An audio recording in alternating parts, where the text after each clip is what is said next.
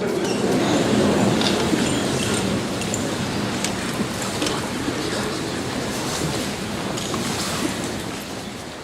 Holocaust is a stunning reminder of the tragic results of prejudice and hate toward other people.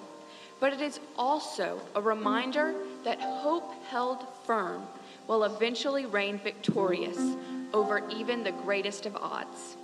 The following words were inscribed on the walls of a cellar in Cologne, Germany, where Jews were hiding from the Nazis during World War II.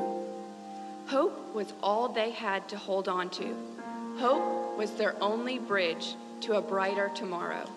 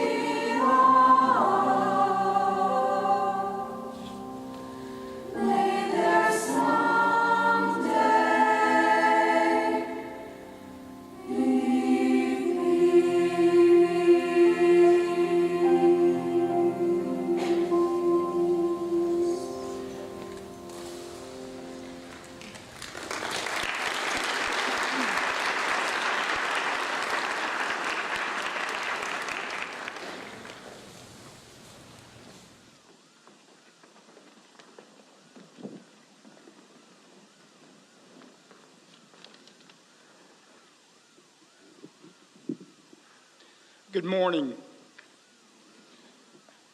Mount DeSales Academy is incredibly fortunate and blessed this morning to be able to spend a few minutes with Eva Moses Kor. We're also delighted to be joined by so many special guests, including those who are leaders in the Macon Jewish community. Eva and her twin sister Miriam were born in Romania. In 1944, at the age of 10, they were deported to Auschwitz, the Nazi concentration camp in Poland. It was there that they were subjected to inhumane treatment, inhumane medical experiments by the Nazi doctor Joseph Mengele, who used twins as his subjects. Unlike thousands of other Mengeles twins, Eva and Miriam both survived. Miriam suffered from cancer as a result of the experiments and died in 1993. I spent about an hour and a half with Eva yesterday coming back from the airport, and I was never more disappointed to get back to Macon. Her story is inspiring, and you may think, students, you may think that you came today to hear a lesson in history. But what you're going to hear is a lesson about life and the unique perspective that Eva brings to her life, and all those who touch us. It is my pleasure to introduce Eva Kor.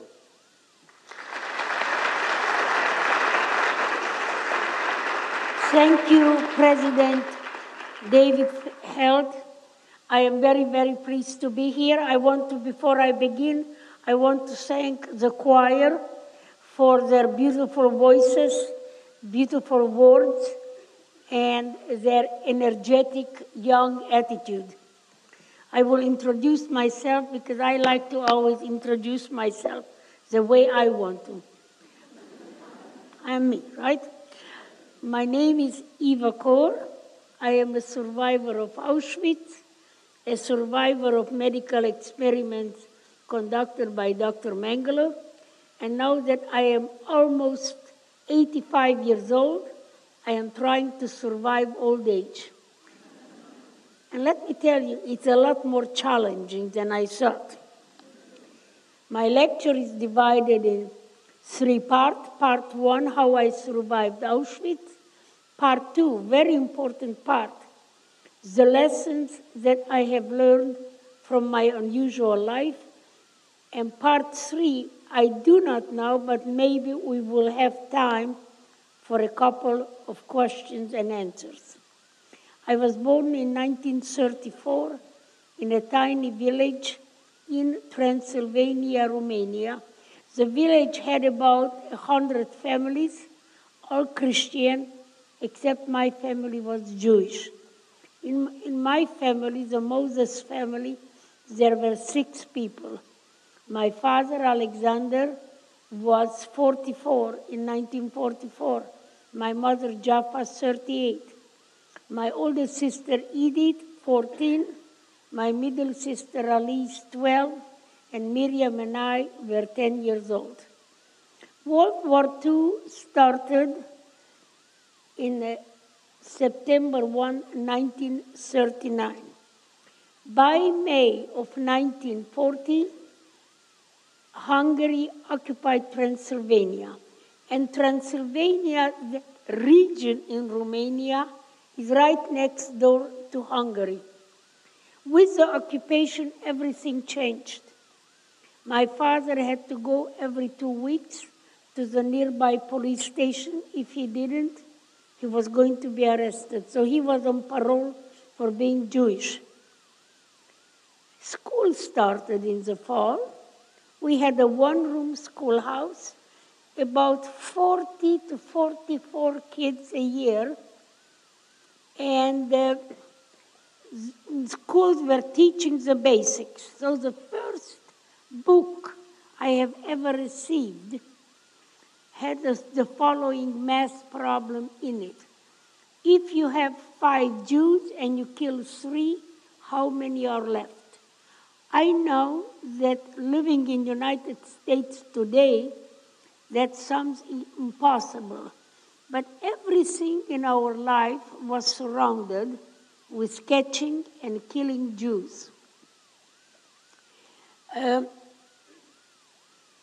time went on, even the first thing I remember, the first film that we didn't know what a film was.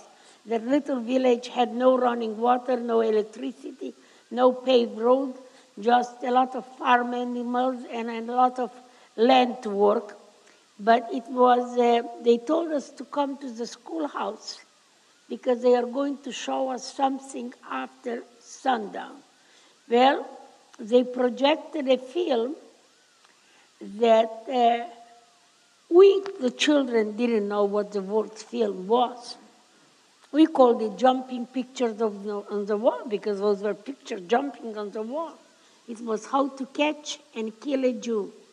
So the Hungarian government was very, very much dedicated to catching and killing Jews. Every year, they passed at least 2 new laws that would make the lives of Jewish people much more difficult. And I will give you an example. In 1942, I was 8 years old. The 2 new laws in 1942 were Jews could not hire anybody but Jewish people, where in our village there was no one to hire. The second law was that we could not travel outside our communities without a special permit from the area commander. In 1942, my mother got sick, too sick to handle the responsibilities of a very big, old-fashioned farm. Well, we couldn't hire anybody in the village, so my father asked for a permit to go to the big city. The permit was not granted. I could feel in every ounce of my being that we were in big danger. And I told my father, Daddy, the time has come for us to escape to Romania. The rumor was that life for Jewish people in Romania was much better than in Hungary. And it was turned out to be correct. Most of the Jews in Romania survived, while most of the Jews in Hungary were murdered. My father looked at me and said, "You are just a little kid. You do not understand the big, important issues in our life." I have a theory that children as young as 5 are a lot smarter than people think that they are. After 13, I don't know what happens. All those hormones kick in and everything goes haywire. My father kept saying, we have a nice home, we have plenty of food, you children go to school, and then he rationalized. He said the Germans won't come to this tiny village to pick up 6 Jews. Well, Daddy, I am eternally sorry that you were 100% wrong, and I, the 8-year-old child, was 100% right. I sure wish it was the other way around. March 15, 1944. 2 gendarmes with guns came to our house, gave us 2 hours to pack food and clothing because they said they were taking us to a regional ghetto. These were real prisons, not like the ghettos in city today. There were big ghettos like Warsaw. There were small ghettos and very small ghettos. Ours was a very small ghetto. We were a rural area, and it took them quite a while to gather 8,500 Jews. It was surrounded by a tall barbed wire fence, guarded by guards with guns. There was only one building in our ghetto. It was the commandant's headquarters. So we built our tents out of sheet and blankets. We were taken to the ghetto March 15, so we were there half of March, all of April, and maybe half of May, springtime. It rained a lot. The ground was often wet. And we talked among ourselves and we decided that as long as the family is together, somehow we were going to make it. The head of every family, including my father, were taken in for interrogation, which meant questioning by force. And if he didn't answer the questions the way the Nazis wanted, he was beaten up. So my father was brought back on a stretcher with bleeding whip marks. All his fingernails and toenails were burned. Because they kept asking him, where did you hide all your gold? And my father kept telling them, I am a farmer. I put all my money in land. The Hungarians didn't want to believe it, but it was true. 3 days after my father was brought back from interrogation, we were told to leave everything behind because they are taking us to Hungary to a labor camp that will have everything we needed. We were herded into cattle car, about 100 people to a cattle car. There was no room to sit. We were standing and leaning against each other. Once the cattle car was packed, the door slid. A bar came from behind the door, so it would not be possible to push the door open from inside. Between each two cattle cars, there was a booth with a guard with a machine gun. And he told us, anybody trying to escape, I am going to shoot. The train moved very fast. It was top priority. It would only stop to refuel. So imagine middle of May, cooped in a cattle car without any provisions. We were unbelievably thirsty. So when the train stopped, we asked the guard by our cattle car for water, and he would say, 5 gold watches. The grown-ups gathered their gold watches and passed them on through the barbed wired windows. Then the guard took a bucket of water and threw it in through one of the windows. I put my cup over my head, hoping to catch some water coming from above. I never got more than a few drops, just enough to moisten my lips. It was the 3rd night in the cattle car. The train stopped. We asked for water, and the answer came back in German. We immediately realized, I did too, that we were not being taken to Hungary to a labor camp, but that actually we crossed the border to Germany, and our Hungarian guards have been changed to German. So we were going to be taken to Germany to be murdered. The only thing for us left was to pray. And we prayed for the next 8 hours when the train stopped again. We again asked for water, but this time there was no answer in any language. The cattle car doors opened. Thousands of people poured out from the cattle car onto a little strip of land known as the selection platform, because people were selected to live or to die. The selection platform measures 85 feet long and 35 feet wide. In my opinion, there is no other strip of land like that anywhere in the world that witnessed so many millions of people being ripped apart from their families forever. As we stepped down onto the selection platform, we had no idea where we were. My mother grabbed Miriam and me by the hand. We were her youngest children, and she was hoping somehow to protect us. I turned around physically to try to figure out what this place was.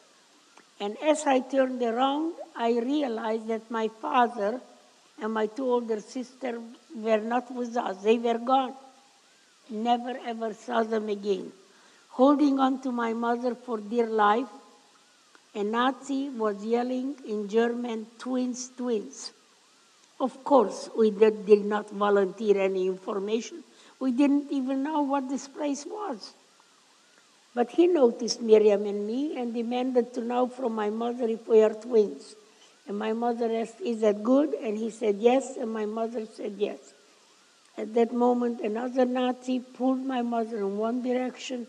We were pulled in the opposite direction. We were crying, she was crying. I never even got to say goodbye to her because on this selection platform,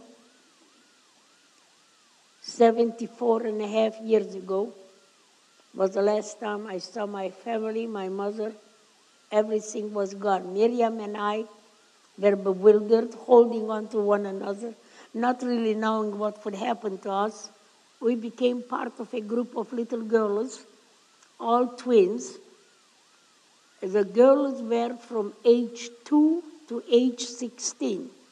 And we were a total, with Miriam and me, 13 sets of twins.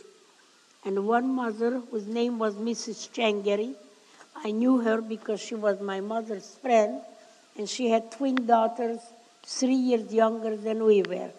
Our group was taken to a big building.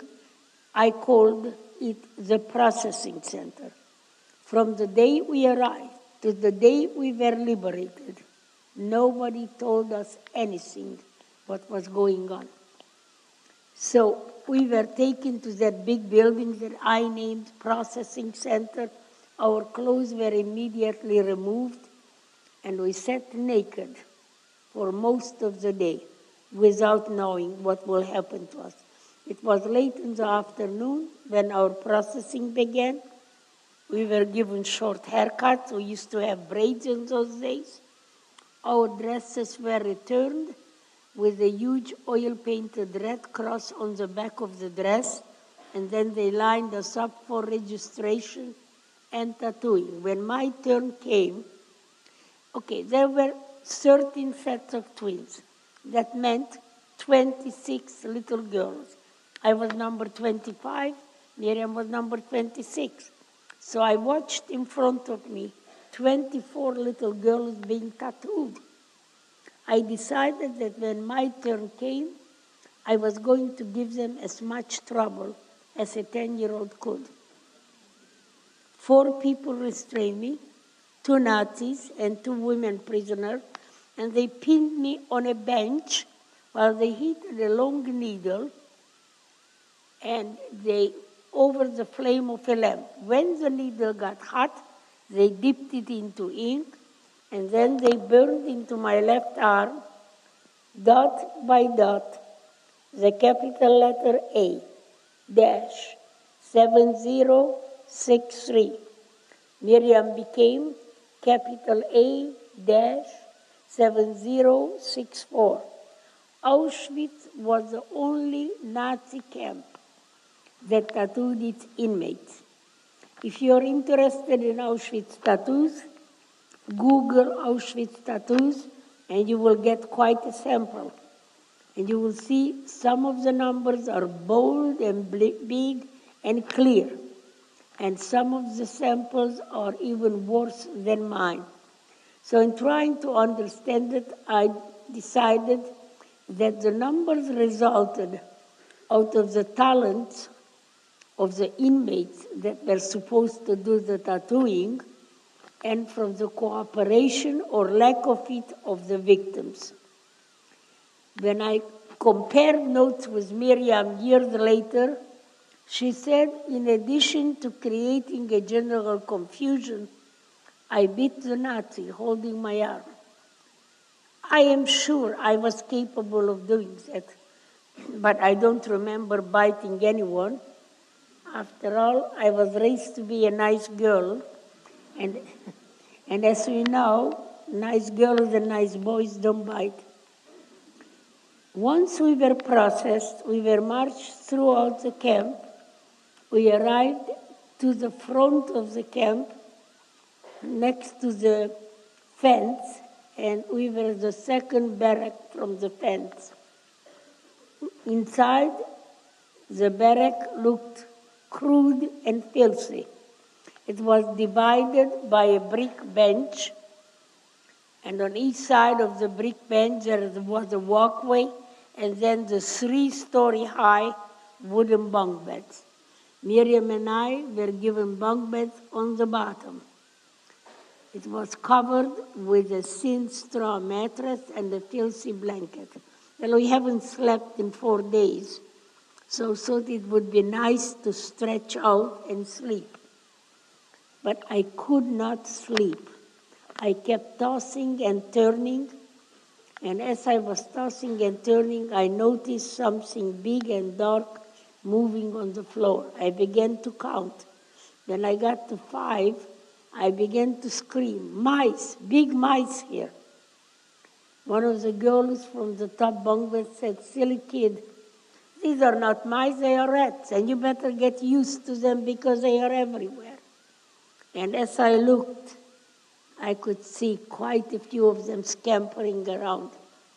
So Miriam and I decided that instead of going back to our own bunk beds, we went to the latrine. As I entered the place, I could not believe my eyes. There on the filthy latrine floor were the corpses of 3 children. It hit me really hard to realize that in this place, children were dying. So I made a silent pledge that I will do anything and everything within my power to make sure that Miriam and I will not end up on that filthy latrine floor, that we actually will survive and walk out of this camp alive.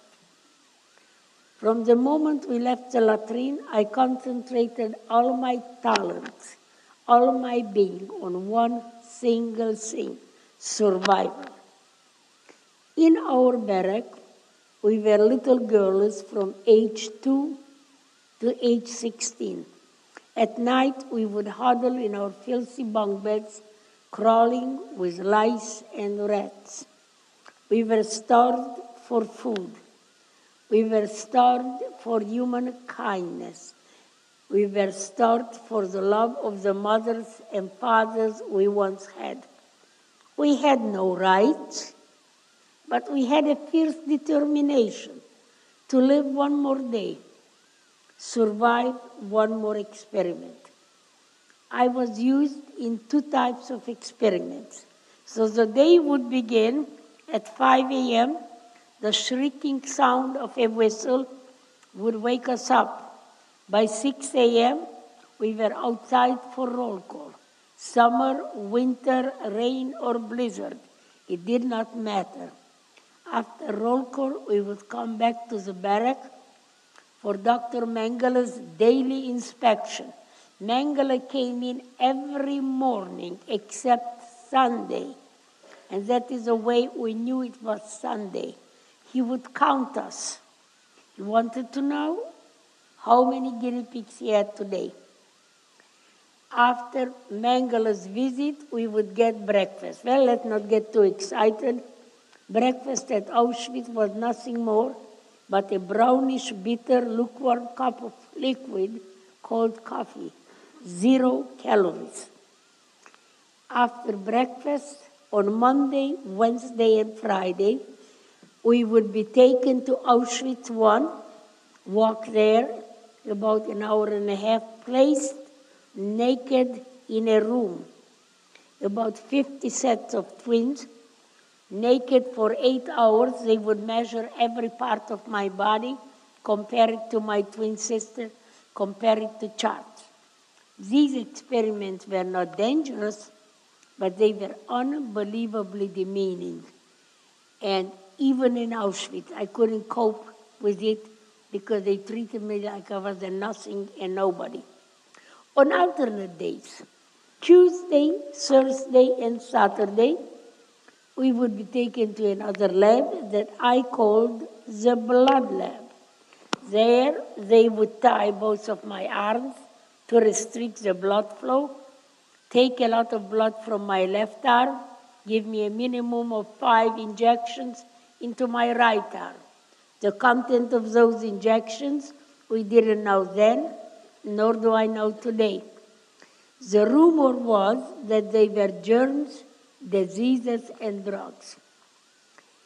After one of those injections, I became very ill with a very high fever that I was trembling even as the late July sun was burning my skin.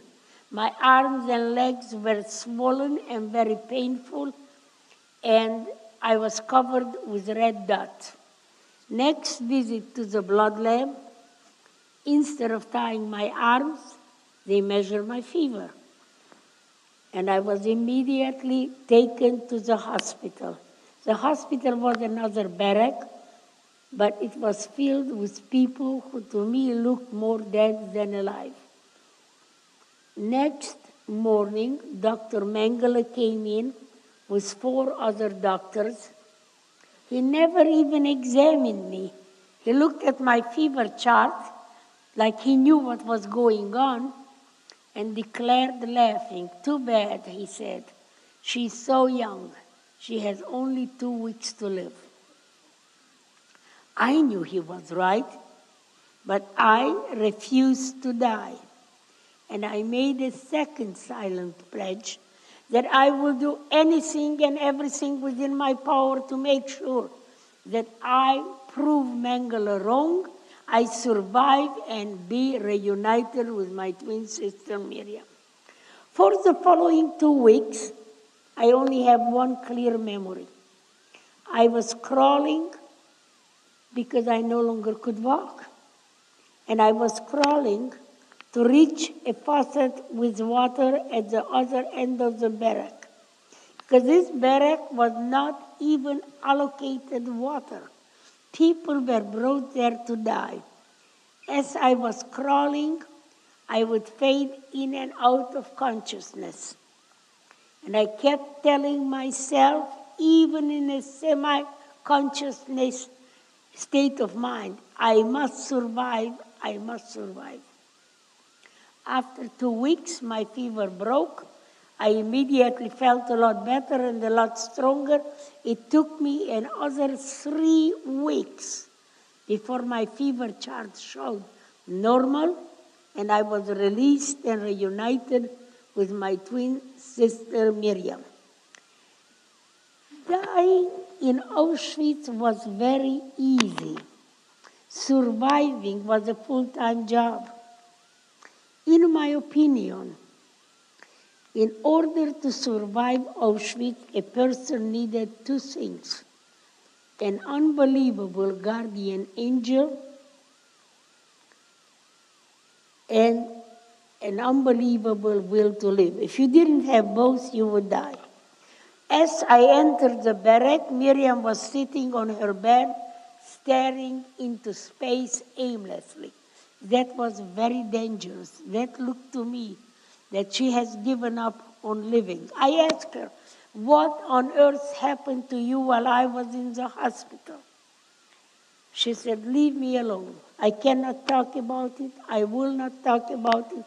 And we did not talk about it until 1985, 40 years after liberation. And I asked Miriam, "Do you remember when I was taken to the hospital?" She said, "Yeah, I do remember." I said, "Good. What happened to you while I was in the hospital?"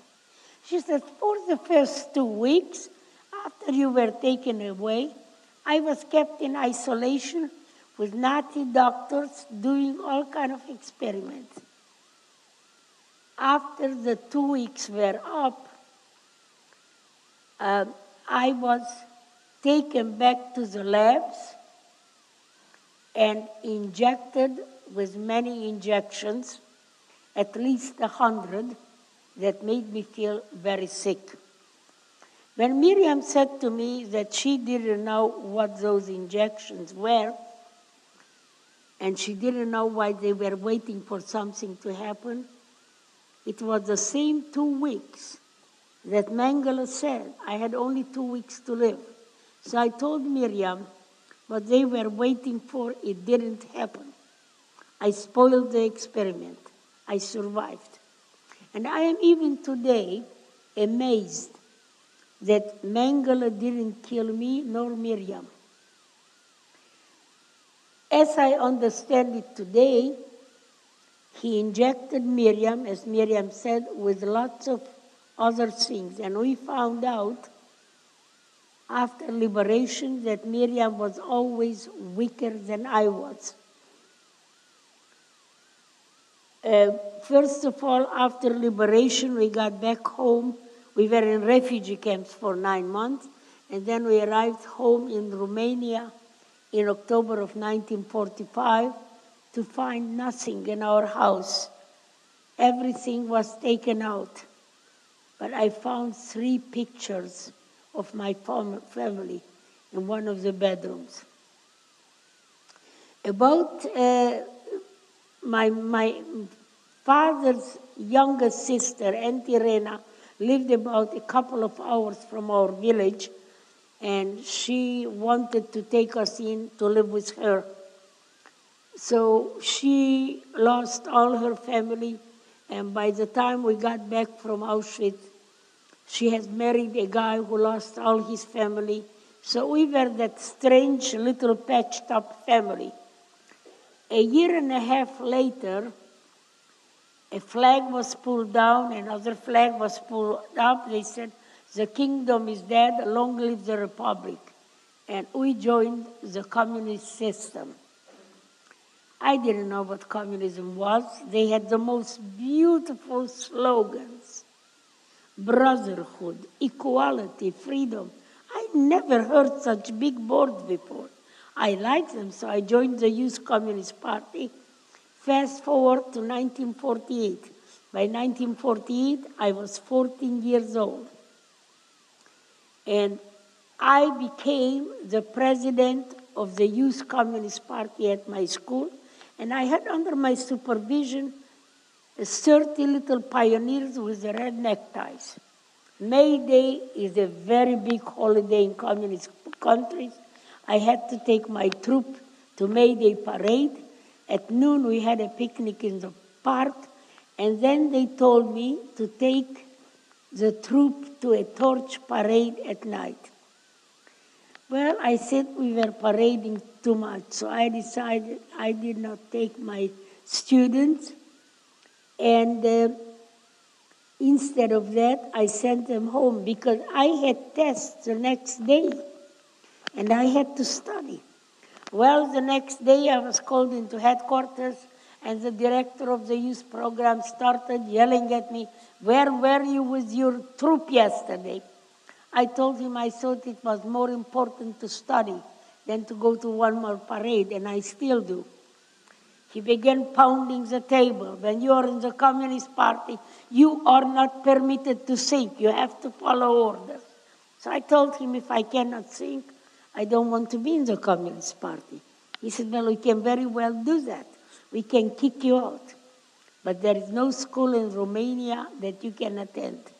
Oh, that seemed to me very serious. My Auntie Rena said, I don't know, Eva, but you're always in trouble. There is no future for you here in Romania. Lucky for us, Israel became a country, a state. We applied for a visa to Israel. We kept being rejected. But every year for 2 years, not only every year, every couple of months for 2 years.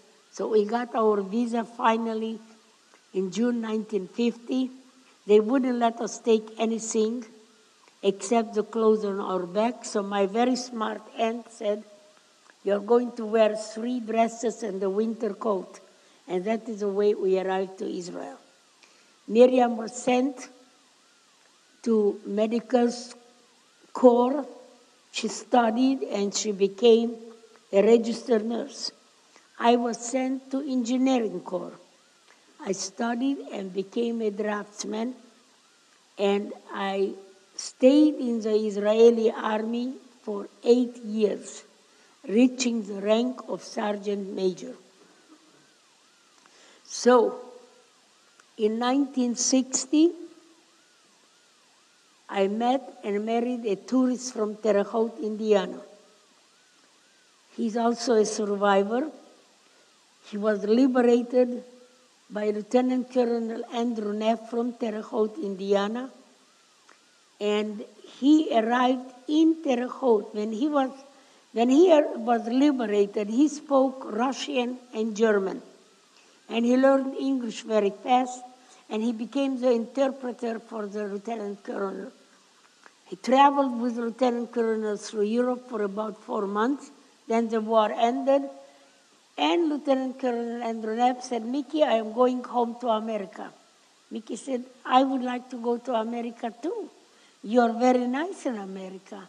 Could you help me get there?" And he did. So Mickey arrived in Terre Haute, Indiana, March of 1946. He never wanted to live anywhere else.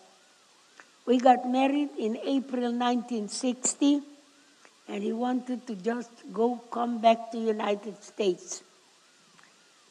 Well, arriving in the United States, for me, I felt like I have landed on the moon.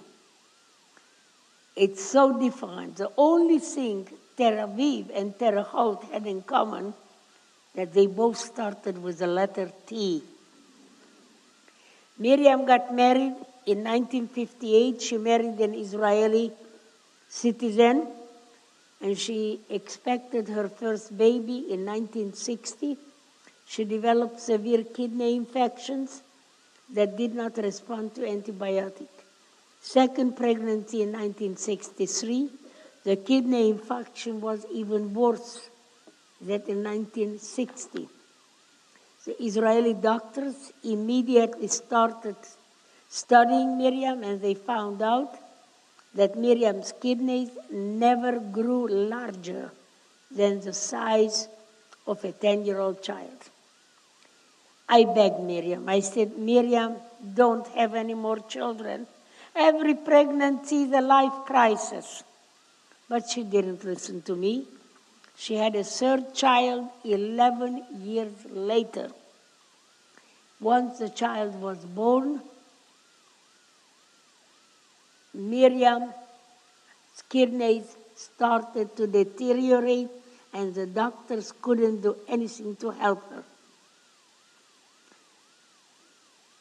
They kept asking me to find our files because they realized in that hospital in Israel they have been doing transplants for 10 years, and they had 2,000 survivors of those transplants. All of them were given anti-rejection medication.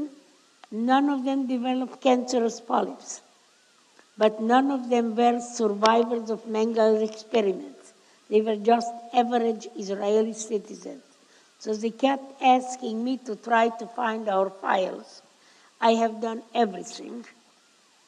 I had the stupidity or audacity to protest in the Capitol Rotunda in Washington. I was arrested, beaten up. They tore my right rotator cuff, so I can't raise it higher. I can raise that one. We never found out what was injected into our bodies. Miriam's cancer metastasized, and she died June 6, 1993. I will take you back to the camp for a few more observations. Children up to age 13, not only that they are very smart, but they function completely differently than teenagers and grown-ups. They cannot project forward, nor can they project backward. It takes a lot of mental energy to function in the here and now. That is the reason if you travel with younger children, sometimes they will nag you. When do we get there? When do we get there? So when I was in Auschwitz, I thought that the whole world was a big concentration camp, that everybody lived like I lived, without parents, without family, starving to death, surrounded by Nazi guard day and night. Until late August, when an airplane appeared over the skies of Auschwitz. It was flying very low. I could see the American flag on one of the wings. That gave me hope that somebody was trying to free us. And hope in Auschwitz was in very short supply. The air raids continued and increased. By November, we had 3 air raids a day, and all the experiments stopped. And we were very naive. As I told you, there was no one to talk to. The more airplanes came, we would applaud.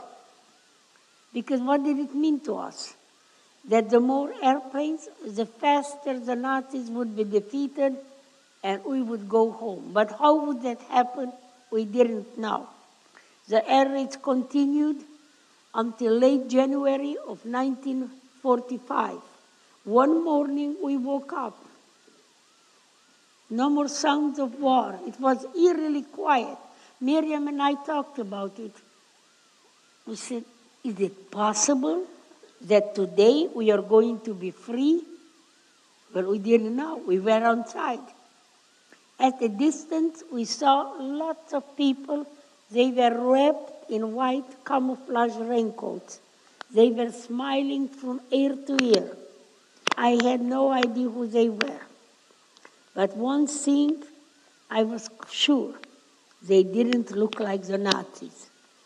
And that was good enough for us. We ran up to them. They gave us chocolate, cookies, and hugs. And this was my first experience of being free and alive. That realizing that my little promise, that first night into the latrine, to survive no matter what, became a reality. That was an unbelievable experience. I want to thank you all for listening to my lecture. Today's lecture is number 6 this year. But last year I gave 128. So what does it mean? It means I like to talk a lot, right? But why do I like to talk so much? Not because I want to hear the sound of my own voice, but because I want to share with you what I have learned in my unusual life. And I will share with you 4 life lessons. Life lesson number 1. As I look at you, I am sure most of you will agree with me that growing up is very hard. And it's very hard even if you live in the United States, even if you have loving parents. What a great idea that we would give every child the opportunity to have loving parents. And even if your loving parents are wealthy enough to buy you designer jeans, or you wear uniform, which is very smart.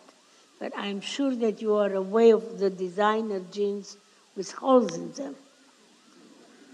And even if you do that, even then, every single one of you here, young people, wonders, how on earth do I fit into this big, big mixed up world? Will I be able to accomplish in life what I set out to do? And I can tell you one thing. If you give up, nothing will happen. On the other hand, if you keep hammering away at it, your brilliant mind, because you all have brilliant minds, in case you didn't know that, will come up with ideas that they will work. Life lesson number 2, prejudice. What is prejudice? It means to prejudge people without really knowing them. Prejudice always hurts the victims, but it also destroys societies that permit it to happen. So, what are we going to do about it? We are going to use our brilliant minds to treat each other with respect and fairness, because I have given that lecture thousands of times by now, and every time I ask a group, is there anybody in this group that does not want to be respected? Please raise your hands. Nobody ever does. We all want to be treated with respect and fairness. Do we need for that laws from Washington? No. We can just do it in every school. And I do not know, since you have a unique school with the academy here, but there are particularly teenagers. They are very mean to one another. I know for a fact that there are children who sit by themselves at the lunchtime. That is a big deal in school. Don't let that happen in your school. Be kind. When you are kind, kindness is free. It doesn't cost you anything. But when you are kind to another person, it will make your heart feel very good. And you might be able to save the life of some of your classmates. So if you see anybody sitting by themselves at lunchtime, organize your friends to make sure that no one will ever sit by themselves again. It would be a tremendous gesture that you can do for your fellow human beings, and you don't need Washington for that because it's happening in your own school.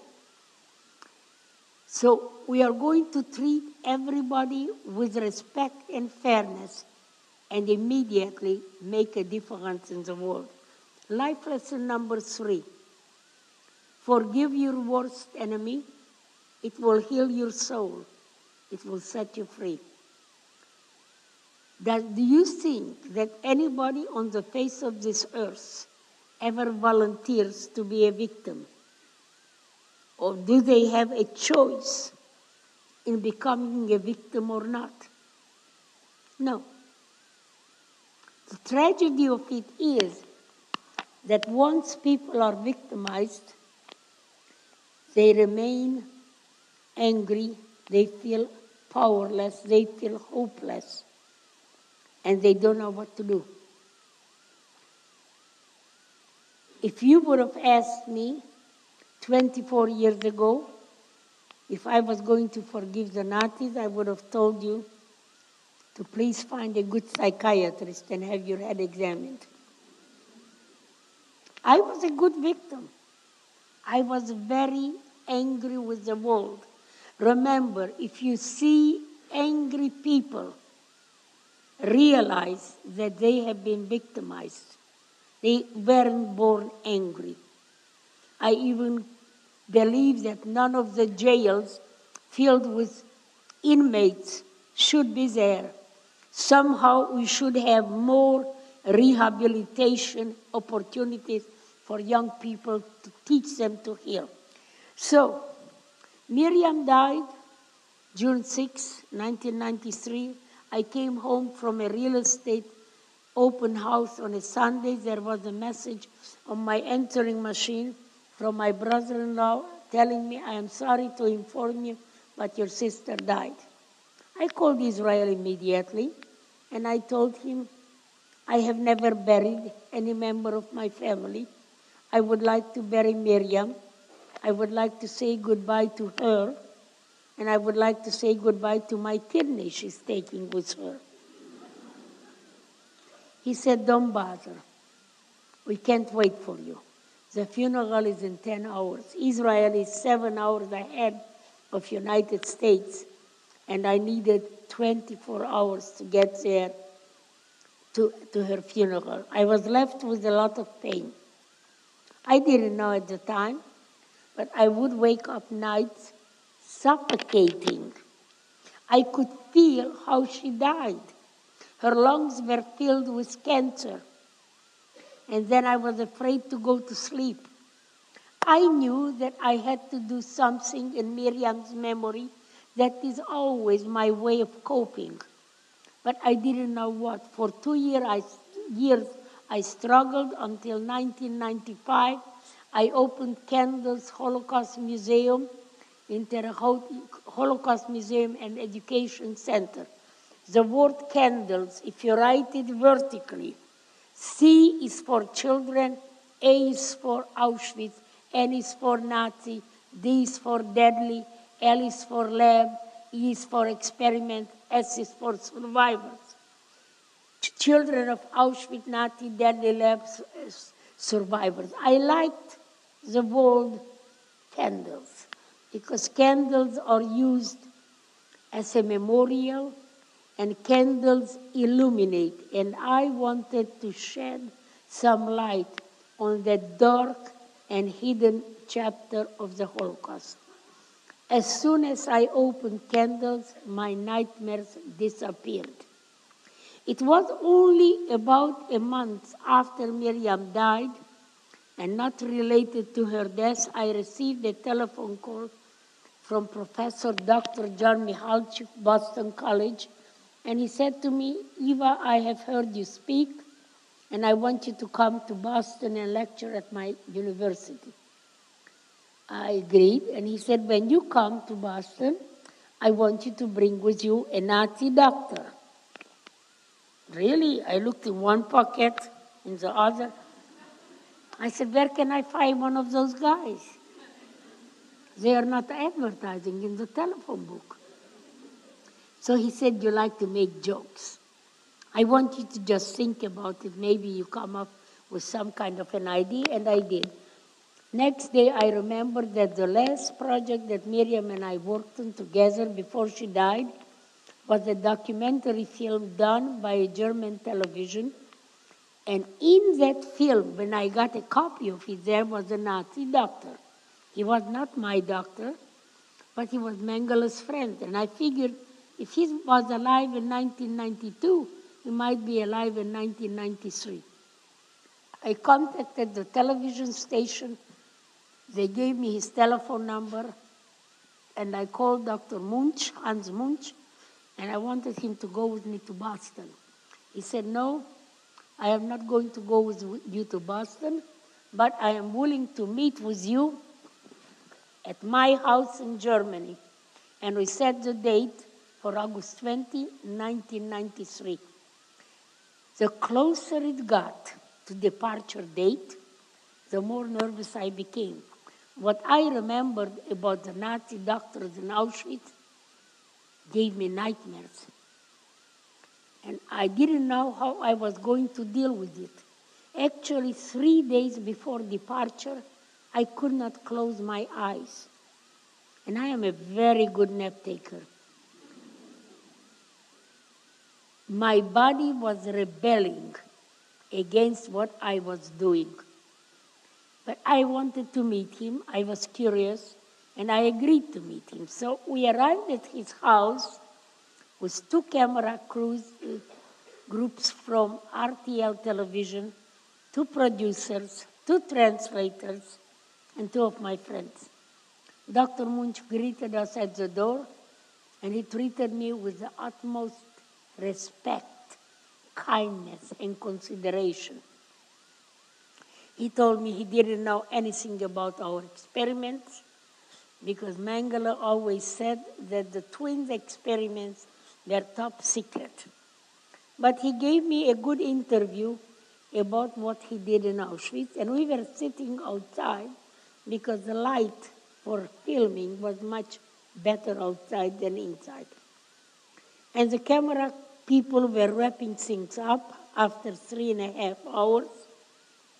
And I really didn't plan to ask that question, but I heard myself say, Dr. Munch, you were in Auschwitz when I was here. Did you ever walk by a gas chamber? Did you ever go inside it? Do you know how it operates? And he said, yes, yes, yes.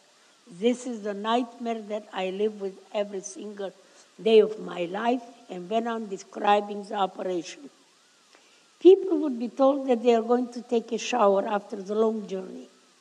The shower room was polished and cleaned.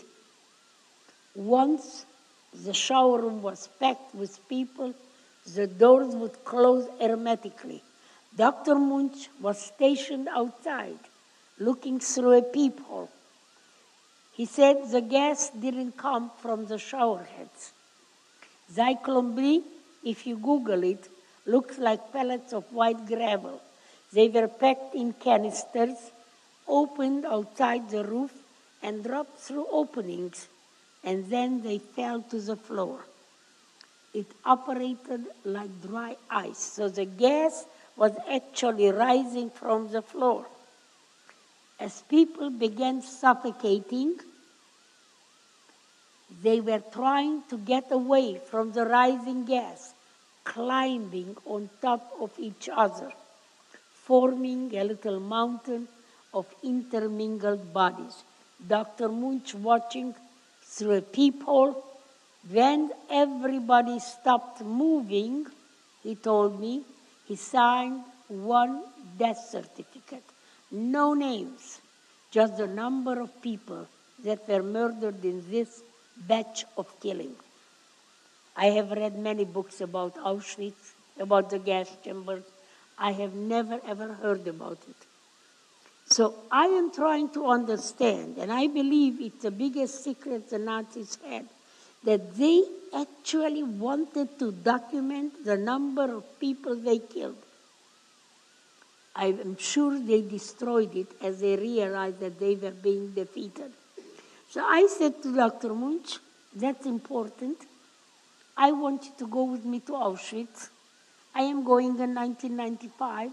I want you to sign a document at the ruins of one of the gas chambers in the company of witnesses. So years from now, people would not say that you did not sign this document. And he said to me immediately, I would love to do so. So I got back to Terre Haute, Indiana, excited that I will have an original document, not signed by a Jew, because they always say, even today, anti-Semitism is rampant. And they say that this is a Jewish invention, that the gas chamber did not exist. But I wanted to thank this Nazi doctor for willing to document that the gas chambers existed, and he saw that. I knew to thank a Nazi, that was kind of a crazy idea. And if I ever told any of my friends, they would talk me out of it. So I didn't want anybody to talk me out of it. Therefore, I was on my own. For the next 10 months, I brainstormed every day, asking myself, how can I thank Dr. Munch? What can I give him? After 10 months, a simple idea popped into my head. How about a letter of forgiveness from me to Dr. Munch? I knew right away that he would like it, that it was a meaningful gift. But what I discovered for myself was life-changing, that I, the victim of Auschwitz, had the power to forgive. No one could give me that power. No one could take it away. It was all mine to use it in any way I wish. And every single one of you here has that same power. So I began writing my letter of forgiveness. It took me about 4 months. And my diction in English is pretty good. My spelling is not. So I didn't want somebody to read it and be embarrassed. So I called my former English professor to meet with me and correct my spelling. We met 3 times. And the 3rd time we met, she said, Eva, that's very nice that you forgive Dr. Munch. But your problem is not with Dr. Munch. Your problem is with Dr. Mengele. Well, I started debating the topic, so she said, you're not ready to forgive Mengele. I want you to do me a favor. When you go home tonight, pretend that Mengele is standing in your living room, and you go up to him and tell him that you forgive him. because I want you to experience the fact that you can forgive a Nazi. How does it make you feel? So I went home, I picked up a dictionary, and I made a list of 20 words relating to the experiments. I read those words clear and loud to the make-believe Mengele in my living room, and when I finished, I said, in spite of all that, I forgive you. It made me feel tremendous that I even had the power to forgive the angel of death of Auschwitz. I wasn't hurting anybody, so why couldn't I do it? And if I forgave Mengele, I decided I might as well forgive everybody who has ever hurt me. So that is the way we arrived in Auschwitz. I came with my son and daughter. Dr. Munch came with his son, his daughter, and granddaughter. He signed his document. I read mine and signed it and gave it to Dr. Munch. He grabbed it in a hurry before I changed my mind. I wasn't going to change my mind. I was free of Auschwitz. I was free of Mengele. And in my mind, there was nothing that Mengele could ever do to change my declaration of amnesty, it's called. It was forever.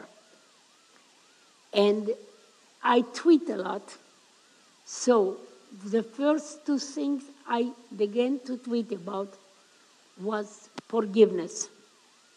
And I will give you two samples. Forgiveness is the best revenge. From the moment you forgive, you are no longer a victim of your tragic past. No longer, the perpetrator no longer has any influence over your life. Second, forgiveness is an act of self-healing, self-liberation, and self-empowerment. It's free. Everybody can afford it. It has no side effects. It works. But if you don't like the way you feel as a free person, you can always go and take your pain back. No one will stop you. So these are the things. I also want to tell you something so it would be a little bit clearer. About 6 or 8 years ago, I was in Washington, D.C., and we had some kind of a conference there, and a very, very well-known Holocaust scholar came up to me, gave me a hug and a kiss on each cheek. I didn't think we were kissing friends. And so I was startled, and I said, you must like my forgiveness, right? He said, Eva, I hate your forgiveness. Don't you know in Jewish tradition, the perpetrator must repent and ask for forgiveness. Only then the victim can forgive. I said, do you think that if Hitler, Mengele, Goebbels, Himmler were alive today, they would repent and ask for forgiveness? He said, that's absurd. I said, I agree with you. But what happens to me if they never repent? Do I remain a victim for the rest of my life? He didn't answer. I think, and I have argued with Jewish rabbis and scholars, that is not a very wise thing to do. I think that every human being, including Jews, should have a right to forgive and free themselves from the terrible victimhood that they have been inflicted upon. And that is what it is. Unless you forgive, you remain a victim for life. I cannot change what happened. Nobody can change what happened. But I do demand here and everywhere that I have the human right, and you have the human right, to be happy and to be free of any victimization of the past. And that can be done Each person has to do it for himself or herself. By forgiving those perpetrators, you are freeing yourself. You actually become more powerful than the perpetrator. Life lesson number 4. I have told you a great deal. I have openly referred to our brilliant minds. And as I look around, I want to ask you a question. Look around. Do you see here anything that grows on a tree? The table, the carpeting, the ceilings, the doors, the windows, the walls. Where did they come from? Somebody had to think about that. Because therefore it would be nice to have outside trees with designer jeans. I wonder which one would anybody grab, but there is no such thing. There is no such thing. Even if we look at the founding fathers, 243 years ago, they came up with a brilliant idea, a new country. And they argued, and it looked like it might never happen, but ultimately did. There are people throughout history who invented brilliant ideas. But I always want to go back to the simple thing. In my mind, I'm toying with the idea, if I could have watched the first person who wanted to build a chair. They didn't know how to build a chair. They tried, and it looked clumsy, and they were going to give up, but they didn't give up. Today we have all kinds of chairs. So, I am looking at you. Every single one of you here are absolutely brilliant. And every single one of you here have a different mind than the other person. So I am asking you to do one favor for me. When you go home and you have a few minutes, I want you to think of one thing that you can do, even if it's a small thing, even if it's small as you are kind to your classmates, but one thing that you can do to make the world better. Congratulations, you survived my lecture. Okay, do we have time for any questions? There are some books here. I do not know if you have the time. Of anybody who has the time or is interested, we have a few books. I can autograph them for you. But if you ask me some questions, do we have? Yes, Eva, we sure do. Any questions for Eva? And they're all questions are smart and brave at that age, because you are worried. What is your classmate going to think about? Stop worrying about it. You are the smart one who is.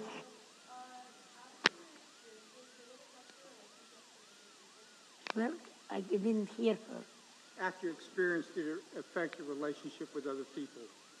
Absolutely. Absolutely. For a very long time, I was very angry. And angry people do not relate very well to other people, do they? Do you like angry people? No. And the next time you see an angry person, try to find out, why are they angry? I sometimes thought that I would like to go into an angry crowd that's protesting against something and find out, why are they so angry? And do they think that they accomplish anything by being angry? No. Not what they think that they will. I wanted to know how you define forgiveness, because you say a lot about forgiving people. I assume you don't mean like forgiving what they do. Well, you cannot ever condone evil. I forgive them. To me, it means that whatever they have done to me no longer affects me, keeps me angry, that I still am the person that I was meant to be, regardless of what they have done to me.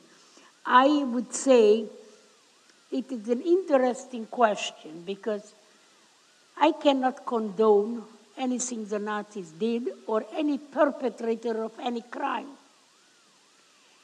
But I still forgive them because I don't want, the forgiveness is really for me.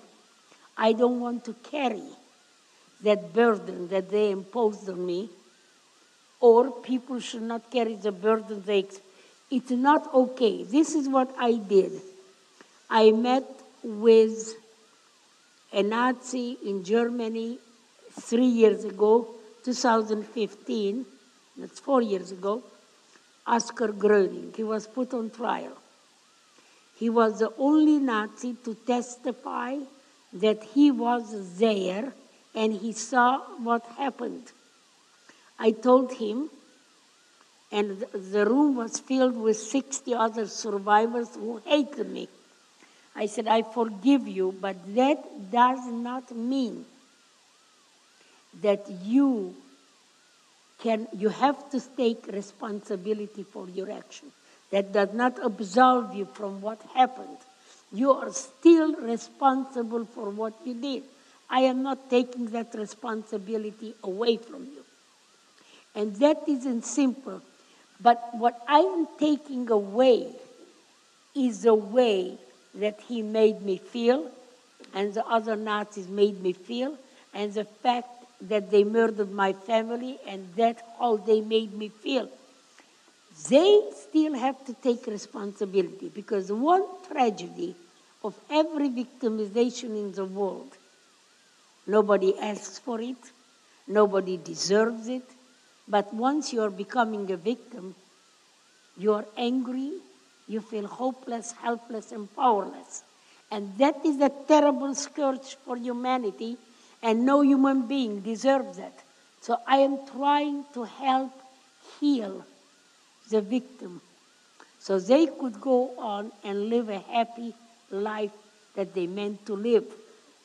I cannot change what happened. No one can. But that empowers me to know that if somebody victimizes me again, it's almost like learning to ride a bicycle. Once you know how to do it, within a week or two after they burned my museum down, I said I forgive them. Because instead of being angry and trying to find the perpetrator, I was thinking about how I can rebuild the museum. That is always, you get involved in creative and positive ideas. It's very important. Every morning I wake up. First of all, at my age and with my heart trouble, I'm going to have surgery in 2 weeks, less than 2 weeks. I say, oh, I'm good, I'm still alive. Now that's good. Then I say to myself, what good can I do today? And that to help somebody or somebody in the world. That's an interesting idea. Because who is in charge of what I put in my mind? I am. Who is in charge of what you put in your mind? You are. But when I think about doing something good, I surround myself with positive ideas.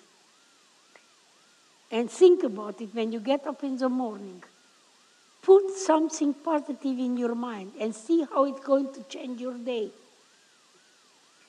You are responsible for what you think about, nobody else. Okay, thank you very much. Let's show Eva, I appreciate it.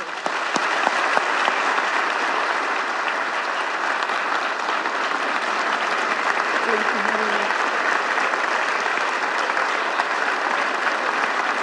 You're God. It's a very, very nice group. Thank you. Thank you very much. Just remember my life lessons. They are very simple. You can go to our website, candlesholocaustmuseum.org. You can find the life lessons. You can find even ways to connect, to send messages to the museum, or even to me. So I hope that helps you live a better life and be happier than you have ever been. And you have that right. Okay.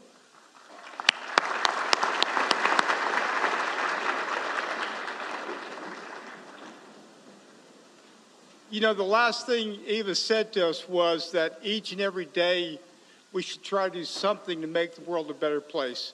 Well, Eva, Mount DeSales is a better place for your being here, so thank you. Thank you very much.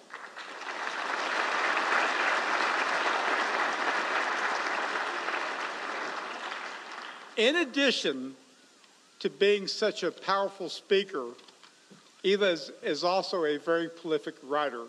And today we have the opportunity, if anyone chooses to do so, Leah and Brittany are here, and they are offering Eva's book. She's happy to sign it. So again, if you're interested, whether you're a student or a guest, just stick around after the assembly, and we will make sure that we take care of that. At this time, I would invite any of our guests that came today, if they would like to come by and say hello to Eva, that would be great. Eva does prefer fist pumping rather than shaking hands, so I'll remind you of that. Okay, with that being said, we would ask that our guests remain for just a moment, and all of our students and teachers are dismissed to fourth period. Thank you.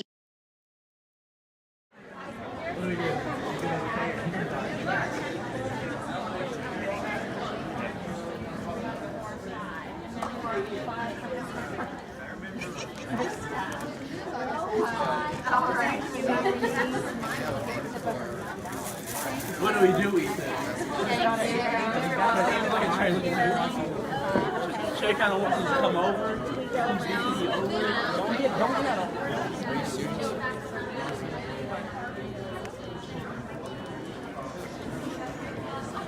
I